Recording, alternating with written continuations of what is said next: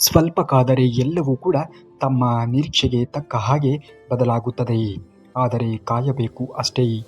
ಎಲ್ಲವೂ ಕೂಡ ಒಂದಲ್ಲ ಒಂದು ದಿನ ಬದಲಾವಣೆಯನ್ನು ಹೊಂದುತ್ತದೆ.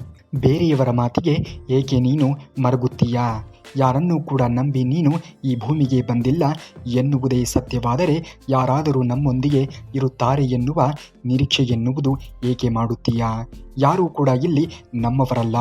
ತಾಳ್ಮೆಯನ್ನು ಹೊಂದಿಕೊಂಡು ಜೀವನವನ್ನು ಮಾಡುವುದನ್ನು ನೋಡಬೇಕು. ತಾನು ಬಯಸಿದ್ದನ್ನು ಪಡೆದುಕೊಳ್ಳಬಹುದು. ಕಠಿಣ ಪರಿಶ್ರಮದ ಜೊತೆಗೆ ತಾಳ್ಮೆಯಿದ್ದರೆ ಅಸಾಧ್ಯವಾದದ್ದನ್ನು ಕೂಡ ಸಾಧಿಸಿಕೊಳ್ಳಬಹುದು. ಸಾಧಿಸುವಂತಹ ಛಲ ನಿಮ್ಮಲ್ಲಿ ಅಡಗಿದ್ದರೆ. ಪ್ರಪಂಚವು ಬಹಳಷ್ಟು ವಿಶಾಲವಾಗಿದೆ. ಒತ್ತಾಯವಾಗಿ ಯಾರ ಜೊತೆಯೂ ಕೂಡ ಬದುಕುವ ಪ್ರಯತ್ನ ಮಾಡಬೇಡಿ. ನಿಮ್ಮನ್ನು ಗೌರವಿಸುವವರು ನಿಮ್ಮನ್ನೇ ಹುಡುಕಿಕೊಂಡು ಬರುತ್ತಾರೆ ಎನ್ನುವುದನ್ನು ಎಂದಿಗೂ ಕೂಡ ಮರೆಯಲೇಬೇಡಿ.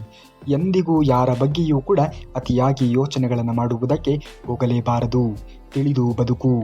ಮನುಷ್ಯನಿಗೆ ದುಡ್ಡು ಕೊಡುವ ಧೈರ್ಯಕ್ಕಿಂತ ಮನುಷ್ಯನಿಗೆ ಕೊಡುವಂತಹ ನಂಬಿಕೆ ತುಂಬಾ ದೊಡ್ಡದು ಎನ್ನುವುದನ್ನು ಮರೆಯಲೇಬೇಡಿ. ನಾವು ಸುಂದರವಾಗಿ ಇದ್ದರೆ ಅದು ನಮ್ಮ ತಂದೆ ತಾಯಿಯ ಉಡುಗೊರೆ. ನಮ್ಮ ಜೀವನವನ್ನು ನಾವು ಸುಂದರ ಮಾಡಿಕೊಂಡರೆ ನಾವು ನಮ್ಮ ತಂದೆ ತಾಯಿಗೆ ಕೊಡುವಂತಹ ಉಡುಗೊರೆ. ಕಾಯಕವೇ ಕೈಲಾಸ. ಇದನ್ನು ಅರಿತು ಜೀವನವನ್ನು ಮಾಡು. ಕೆಲಸವೇ ದೇವರು ಎಂದು ಭಾವಿಸಿ ಮಾಡಿದರೆ ಯಾವ ಕೆಲಸದಲ್ಲಿಯೂ ಕೂಡ ನೀವು ಸಫಲತೆಯನ್ನು ಪಡೆದುಕೊಳ್ಳುವುದಕ್ಕೆ ಸಾಧ್ಯವೇ ಇಲ್ಲ. ರಾಶಿ ಹಣವಿದ್ದರೂ ಕೂಡ ಮನದ ನೆಮ್ಮದಿ ಕೊಂಡುಕೊಳ್ಳಲು ಸಾಧ್ಯವೇ ಇಲ್ಲ. ರುಚಿಯಾದ ಉಣಿಸು ಮತ್ತು ಸುಖವಾದ ನಿದ್ದೆ ದಕ್ಕಿದರೆ ಅವನೇ ಜಗತ್ತಿನ ಅತಿ ದೊಡ್ಡ ಶ್ರೀಮಂತ ಎನ್ನುವುದನ್ನು ಮರೆಯಲೇಬೇಡಿ. ಕಷ್ಟ ಬಂದಾಗ ಎಂದಿಗೂ ಕೂಡ ಅಳಬೇಡ. ಅದು ದೇವರ ಪರೀಕ್ಷೆ. ನಿನ್ನ ಶಕ್ತಿ ತೋರಿಸಲು ನಿನ್ನ ಭಕ್ತಿ ನಿಜವಾದದ್ದೇ ಎಂದು ಅದು ಖಚಿತಪಡಿಸುವುದಕ್ಕೆ ಬಂದಿರುತ್ತದೆ. ದೇವರು ಯಾವಾಗಲೂ ಕೂಡ ನಿನ್ನ ಜೊತೆಗೆ ಇರುತ್ತಾನೆ. ನೀನು ಮಾಡಿದ ಒಳ್ಳೆಯ ಕೆಲಸಗಳು ಒಂದು ದಿನ ನಿನ್ನ ಬದುಕನ್ನೇ ಬದಲಿಸುತ್ತದೆ. ನಂಬಿಕೆ ಇಟ್ಟುಕೋ. ಸಮಯ ಬಂದಾಗ ಎಲ್ಲವೂ ಕೂಡ ಸರಿಯಾಗುತ್ತದೆ. ನೀವು ಶ್ರೀಕೃಷ್ಣ ಪರಮಾತ್ಮನ ಆಶೀರ್ವಾದವನ್ನು ಪಡೆದುಕೊಳ್ಳುವುದನ್ನು ನೋಡಬೇಕು. ನಾನು ಸೋತಿದ್ದು ನನ್ನಿಂದಲೇ, ಮುಂದೆ ಗೆಲ್ಲುವುದು ನನ್ನಿಂದಲೇ. ಶ್ರೀಕೃಷ್ಣ ಪರಮಾತ್ಮನು ಇದ್ದಾನೆ ಎನ್ನುವ ನಂಬಿಕೆಯಿಂದ ಮುಂದುವರಿಯುವುದನ್ನು ನೋಡಿ ಆಗುವುದೆಲ್ಲ ಒಳ್ಳೆಯದೇ ಆಗುತ್ತದೆ. ಜೀವನದಲ್ಲಿ ಅತಿಯಾದ ಅವಲಂಬನೆ ಎನ್ನುವುದು ಯಾರ ಮೇಲೆಯೂ ಕೂಡ ಇರಲೇಬಾರದು. ಸಮಯ ಅನ್ನುವುದು ಎಂಥವರನ್ನೂ ಕೂಡ ಕೀಳಾಗಿ ನೋಡುವಂತೆ ಮಾಡುತ್ತದೆ. ಆದರೆ ಪರಿಸ್ಥಿತಿ ಎಷ್ಟು ಕೆಟ್ಟದ್ದಾಗಿ ಇದ್ದರೂ ಕೂಡ ಒಂದಲ್ಲ ಒಂದು ದಿನ ಆ ಸಮಯವೇ ಅವರ ವ್ಯಕ್ತಿತ್ವ ಎಂತಹದ್ದು ಎನ್ನುವುದನ್ನು ತೋರಿಸಿಕೊಡುತ್ತದೆ. ಯಾರ ಮೇಲೆಯೂ ಕೂಡ ನೀವು ಅತಿಯಾದ ನಂಬಿಕೆಯನ್ನು ಇಟ್ಟುಕೊಳ್ಳುವುದಕ್ಕೆ ಹೋಗಲೇಬೇಡಿ. ಅಳೆದು ತೂಗಿ ಮಾತನಾಡಬೇಕು. ಈ ಜೀವನದಲ್ಲಿ ಜೀವನ ಎನ್ನುವುದು ಯಾರದ್ದೂ ಕೂಡ ಇಲ್ಲಿ ಸರಿಸಮವಾಗಿ ಇರುತ್ತದೆ ಎಂದು ಹೇಳುವುದಕ್ಕೆ ಸಾಧ್ಯವೇ ಇಲ್ಲ. ಎಲ್ಲರಿಗೂ ಕೂಡ ಅವರದ್ದೇ ಆಗಿರುವಂತಹ ಸಮಸ್ಯೆಗಳು ಎನ್ನುವುದು ಇದ್ದೇ ಇರುತ್ತದೆ. ಇದು ಅಹಂಕಾರದ ವಿಷಯವಲ್ಲ. ಜೀವನದಲ್ಲಿ ಅತ್ಯಂತ ನೀನು ವಿನಮ್ರವಾಗಿ ನಡೆದುಕೊಳ್ಳಬೇಕಾಗಿರುವುದು ನಿನ್ನದೇ ಆದ್ಯ ಕರ್ತವ್ಯ ಎನ್ನುವುದನ್ನು ಮರೆಯಲೇಬೇಡ. ನಿಮ್ಮನ್ನು ಯಾರು ಚೆನ್ನಾಗಿ ನೋಡಿಕೊಳ್ಳುತ್ತಾರೆ, ಯಾರು ನಿಮ್ಮ ಭಾವನೆಗಳಿಗೆ ಬೆಲೆಯನ್ನು ಕೊಡುತ್ತಾರೆಯೋ ಅಂಥವರಿಗೆ ನೀವು ಬೆಲೆಯನ್ನು ಕೊಡಬೇಕು. ಯಾರು ನೋಡಿಲ್ಲ ನೀವು ಮಾಡಿರುವಂತಹ ಮೋಸ ಅಂತ ನಿಮಗೆ ಬೇಕಾದಂತೆ ನೀವು ಮಾತನಾಡಿ ನೋಡುವವರಿಗೆ ಒಳ್ಳೆಯವರು ಆಗಿರಬಹುದು. ನೀನು ಮಾಡಿರುವಂತಹ ಮೋಸಕ್ಕೆ ನೀನೇ ಪ್ರತಿಫಲವನ್ನು ಪಡೆಯಬೇಕಾಗುತ್ತದೆ. ಹಾಗಾಗಿ ಯಾರಿಗೂ ಕೂಡ ಮೋಸವನ್ನು ಮಾಡುವುದಕ್ಕೆ ಹೋಗಲೇಬೇಡಿ. ನಿನ್ನ ಕೈಯಲ್ಲಿ ಆದರೆ ಒಳ್ಳೆಯ ಕೆಲಸಗಳನ್ನು ಮಾಡಿ, ಅದನ್ನು ಹೊರತುಪಡಿಸಿ ಕೆಟ್ಟ ಕೆಲಸಗಳನ್ನು ಮಾಡುವುದಕ್ಕೆ ಹೋಗಲೇಬೇಡಿ. ಏಕೆಂದರೆ ಕೆಟ್ಟದ್ದರ ಪರಿಣಾಮ ಎನ್ನುವುದು ಘನಘೋರಕರವಾಗಿ ಇರುತ್ತದೆ. ನೀನು ಕೆಟ್ಟದ್ದನ್ನು ಮಾಡಿದಾಗ ದೇವರು ನಿನಗೂ ಕೂಡ ಕೆಟ್ಟದ್ದನ್ನೇ ಬಯಸುತ್ತಾನೆ ಎನ್ನುವುದನ್ನು ಮರೆಯಲೇಬೇಡಿ. ಹಾಗಾಗಿ ಆದರೆ ಒಳ್ಳೆಯದನ್ನು ಮಾಡಿ, ಕೆಟ್ಟದ್ದನ್ನು ಎಂದಿಗೂ ಕೂಡ ಮಾಡುವುದಕ್ಕೆ ಹೋಗಲೇಬೇಡಿ. ಆಗ ಖಂಡಿತವಾಗಿಯೂ ಕೂಡ ನಿನಗೆ ಆಗುವುದೆಲ್ಲ ಒಳ್ಳೆಯದೇ ಆಗುತ್ತದೆ ಎನ್ನುವುದನ್ನು ಮರೆಯಲೇಬೇಡಿ. ದೇವರು ಎಲ್ಲವನ್ನ ಗಮನಿಸುತ್ತಾ ಇರುತ್ತಾನೆ. ಇವತ್ತು ಯಾರು ನಿಮಗೆ ಅನ್ಯಾಯವನ್ನು ಮಾಡಿದ್ದಾರೆಯೋ, ಇವತ್ತು ಯಾರು ನಿಮಗೆ ಭಂಗವನ್ನು ಮಾಡಿದ್ದಾರೆಯೋ, ಇವತ್ತು ಯಾರು ನಿಮ್ಮ ದಾರಿಯಲ್ಲಿ ಮುಳ್ಳನ್ನು ಹಾಕಿದ್ದಾರೆಯೋ ಅವರಿಗೂ ಕೂಡ ದೇವರು ಅದೇ ರೀತಿಯಾಗಿ ಮಾಡುವಂತೆ ಸಮಯ ಸಂದರ್ಭಕ್ಕೆ ಅನುಗುಣವಾಗಿ ಮಾಡುತ್ತಾನೆ. ಕೇವಲ ನೀವು ನಿಮ್ಮ ಕೆಲಸ ಕಾರ್ಯದ ಮೇಲೆ ಗಮನವನ್ನು ಕೊಟ್ಟು ನಿಮ್ಮ ಆಲೋಚನೆಗಳನ್ನು ಸದಾ ಕಾಲ ನಿಮ್ಮ ಒಳಿತಿಗಾಗಿ ಮಾತ್ರ ಉಪಯೋಗಿಸಬೇಕು. ಬೇರೆಯವರನ್ನು ನೀವು ಕೆಟ್ಟದ್ದನ್ನು ಬಯಸುವುದಕ್ಕಾಗಲಿ ಕೆಟ್ಟದ್ದನ್ನು ಮಾಡುವುದಕ್ಕಾಗಲಿ ಎಂದಿಗೂ ಕೂಡ ನಿಮ್ಮ ಆಲೋಚನೆಗಳನ್ನು ಮಾಡಲೇಬಾರದು. ನಿಮ್ಮ ಕೈಯಲ್ಲಿ ಆದರೆ ಒಬ್ಬರಿಗೆ ಒಳ್ಳೆಯದನ್ನು ಮಾಡಿ, ಒಬ್ಬರಿಗೆ ಒಳ್ಳೆಯದನ್ನು ಬಯಸಿ. ಅದು ಖಂಡಿತವಾಗಿಯೂ ಕೂಡ ನಿಮಗೂ ಕೂಡ ಒಳ್ಳೆಯದನ್ನೇ ಮಾಡುತ್ತದೆ.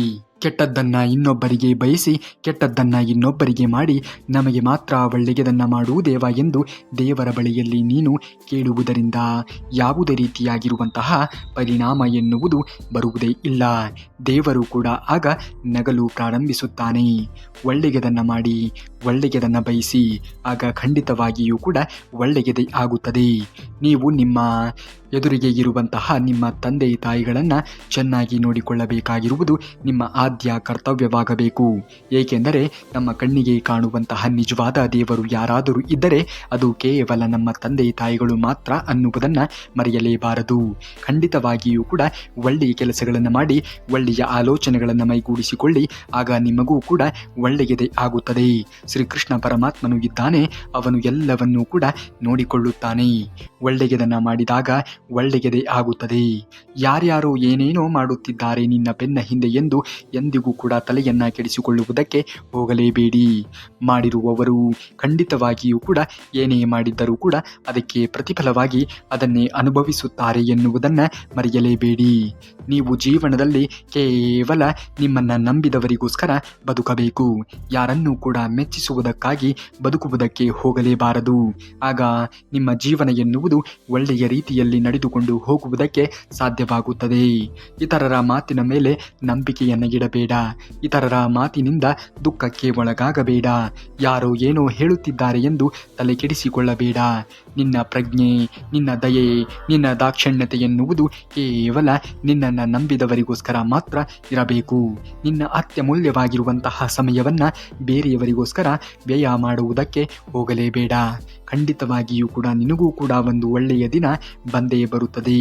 ನಿನ್ನನ್ನು ಅವಮಾನ ಮಾಡಿದವರು ಕೂಡ ನಿನಗೆ ಒಂದು ದಿನ ಕರೆದು ಸನ್ಮಾನಿಸುತ್ತಾನೆ. ಆ ರೀತಿಯಾಗಿ ನೀನು ಬೆಳೆಯಬೇಕು. ಹೀಗೆ ಬೆಳೆಯಬೇಕು ಅನ್ನುವುದೇ ಆದರೆ ನಿನ್ನ ಜೀವನದಲ್ಲಿ ನಿನ್ನ ಗುರಿ ಎನ್ನುವುದು ಎಷ್ಟು ದೊಡ್ಡದಾಗಿ ಇರುತ್ತದೆಯೋ, ನಿನ್ನ ಗುರಿಯನ್ನು ತಲುಪಬೇಕು ಅನ್ನುವುದೇ ಆದರೆ ಆ ಪ್ರಯತ್ನ ಎನ್ನುವುದು ಕೂಡ ಅಷ್ಟೇ ಪ್ರಮಾಣದಲ್ಲಿ ದೊಡ್ಡದಾಗಿ ಇರಬೇಕಾಗುತ್ತದೆ. ಅಂದಾಗ ಮಾತ್ರ ನೀನು ಬದುಕಿನಲ್ಲಿ ಮುಂದೆ ಬರುವುದಕ್ಕೆ ಸಾಧ್ಯವಾಗುತ್ತದೆ ಎನ್ನುವುದನ್ನು ಮರೆಯಲೇಬೇಡ. ಜೀವನದಲ್ಲಿ ಎಲ್ಲವನ್ನೂ ಕೂಡ ದೇವರು ಒಂದಲ್ಲ ಒಂದು ಘಳಿಗೆಯಲ್ಲಿ ಪರೀಕ್ಷೆಗೆ ಒಳಪಡಿಸುತ್ತಾನೆ. ನೀನು ಆ ಒಂದು ಪರೀಕ್ಷೆಯಲ್ಲಿ ಜಯಬೇರಿ ಆದಾಗ ಮಾತ್ರ ಬದುಕಿನಲ್ಲಿ ಮುಂದೆ ಒರೆಯುವುದಕ್ಕೆ ಸಾಧ್ಯವಾಗುತ್ತದೆ ಎನ್ನುವುದನ್ನು ಮರೆಯಲೇಬೇಡಿ. ಖಂಡಿತವಾಗಿಯೂ ಕೂಡ ನಿನಗೂ ಕೂಡ ಒಳ್ಳೆಯ ದಿನ ಎನ್ನುವುದು ಬಂದೇ ಬರುತ್ತದೆ. ಈ ಕ್ಷಣದಲ್ಲಿ ನೀನು ದುಃಖ ಪಡುತ್ತಿರಬಹುದು. ಈ ಕ್ಷಣದಲ್ಲಿ ನೀನು ನೋವನ್ನು ಅನುಭವಿಸುತ್ತಾ ಇರಬಹುದು. ಈ ಕ್ಷಣದಲ್ಲಿ ನೀನು ಎಲ್ಲವನ್ನೂ ಕೂಡ ತೊರೆದು ನಿನ್ನ ಪಾಡಿಗೆ ನೀನಿದ್ದು ನಿನ್ನ ಜೀವನವನ್ನು ಮಾಡುತ್ತಿರಬಹುದು. ಆದರೆ ಖಂಡಿತವಾಗಿಯೂ ಕೂಡ ನಾಳೆ ಒಂದು ದಿನ ಬಂದೇ ಬರುತ್ತದೆ. ನೀನು ಧೈರ್ಯ ಎಂದಿಗೂ ಕೂಡ ಕಳೆದುಕೊಳ್ಳಬೇಡ. ಬದುಕಿನ ಹೋರಾಟದಲ್ಲಿ ಯಾವಾಗ ನೀನು ಕುಸಿದು ಹೋಗುವೆಯೋ ಆಗ ಧೈರ್ಯ ನಿನಗೆ ಸಹಾಯವನ್ನು ಮಾಡುತ್ತದೆ. ಯಾವಾಗ ನಿನ್ನ ಸುತ್ತಮುತ್ತ ಇರುವವರು ಮುಖ ತಿರುಗಿಸಿಕೊಂಡು ಹೋಗುವವರೋ ಆಗ ಪರಮಾತ್ಮ ಶ್ರೀಕೃಷ್ಣನು ನಿನ್ನ ಜೊತೆಗೆ ಇದ್ದು ನಿನ್ನ ಎಲ್ಲ ಕಷ್ಟಗಳಿಗೆ ಪರಿಹಾರವನ್ನು ಸೂಚಿಸುತ್ತಾನೆ ಎನ್ನುವುದನ್ನು ಮರೆಯಲೇಬೇಡಿ. ಖಂಡಿತವಾಗಿಯೂ ಕೂಡ ಎಲ್ಲವೂ ಒಳ್ಳೆಯದೇ ಆಗುತ್ತದೆ. ಮಾಡುವಂತಹ ಕೆಲಸವನ್ನು ಮಾಡುತ್ತಾ ಮುಂದುವರಿಯುವುದನ್ನು ನೋಡಿ. ಒಳ್ಳೆಯದೇ ಆಗಲಿ. ನೀವೇನಾದರೂ ಶ್ರೀಕೃಷ್ಣ ಪರಮಾತ್ಮನ ಭಕ್ತರೇ ಆಗಿದ್ದರೆ ತಪ್ಪದೆ ಈ ವಿಡಿಯೋಗೆ ಒಂದು ಲೈಕನ್ನು ಮಾಡಿ ಹಾಗೂ ಜೈ ಶ್ರೀಕೃಷ್ಣ ಪರಮಾತ್ಮ ಎಂದು ಕಾಮೆಂಟನ್ನು ಮಾಡಿ. ಇನ್ನು ನಾಳೆಯ ಶ್ರೀಕೃಷ್ಣ ಪರಮಾತ್ಮನ ವಚನಾಮೃತದೊಂದಿಗೆ ಮತ್ತೆ ನಿಮ್ಮ ಮುಂದೆ ಬರುವವರೆಗೂ ಧನ್ಯವಾದ. ಕರುನಾಡಿಗೆ.